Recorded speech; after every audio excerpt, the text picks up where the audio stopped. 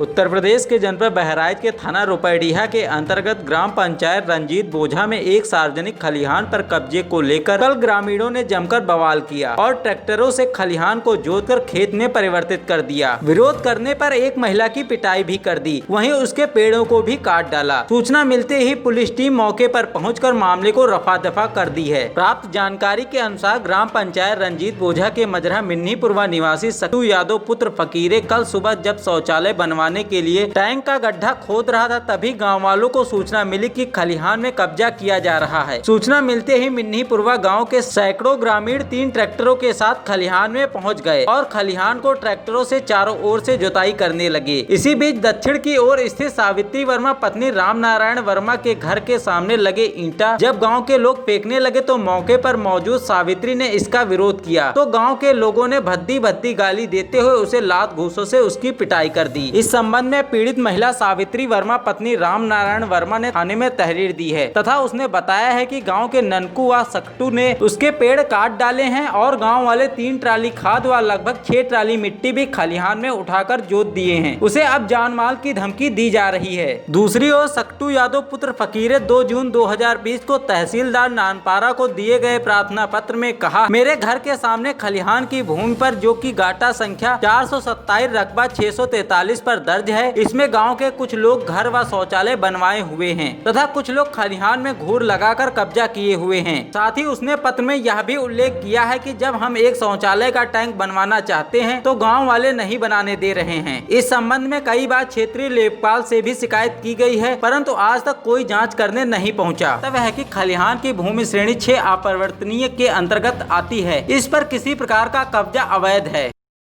ग्राम सभा रंजीत बोझा लगता है। प्रधान कौन है यहाँ का? प्रधान है काले।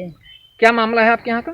हमारे यहाँ का मामला कुछ नहीं, हमारे यहाँ का मामला ये रास्ता का मामला है। रास्ते का मामला है। हाँ। क्या हुआ था आपके साथ में आज? हमारे साथ में बस आए खाद वाद उठा के सब ऐसे भरनाने लगे, ट्रैक्टर चलने लगे।